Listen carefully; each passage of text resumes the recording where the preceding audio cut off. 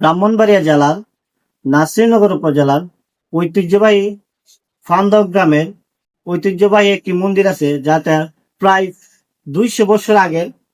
আমি আপনাদেরকে মন্দিরটি ঘুরে ঘুরে দেখাবো, চলেন। ফান্দক পাগল শঙ্কর জিউ মন্দির ব্রাহ্মণবাড়িয়া জেলার নাসিরনগর উপজেলায় অবস্থিত একটি প্রাচীন মন্দির। এটি প্রায় 200 বছরের পুরনো এবং এর স্থাপত্যশৈলী ও সৌন্দর্য এটিকে একটি প্রাচীন স্থাপত্যের নিদর্শন করে তুলে ধরেছেন। উইকিপিডিয়া বলছে, ফান্দক একসময় হিন্দু অধ্যুষিত এলাকা ছিল এবং এই মন্দিরটি সেই সময়ের স্থাপত্যের একটি গুরুত্বপূর্ণ অংশ। অবস্থান: নাসিরনগর উপজেলার ফান্দক গ্রামে এই মন্দিরটি অবস্থিত। দর্শনীয় স্থান: ফান্দক অঞ্চলে গোপীনাথ জিউ মন্দির, আনন্দময়ী কালী মন্দির, পাগল শঙ্কর জিউ মন্দির, রক্ষা কালী মন্দির সহ আরো কিছু মন্দির ও মাজার রয়েছে। ফান্দক পাগল শঙ্কর মন্দির একটি ঐতিহাসিক ও সাংস্কৃতিক ঐতিহ্য, যা এই অঞ্চলের গুরুত্বপূর্ণ স্থানগুলোর মধ্যে একটি।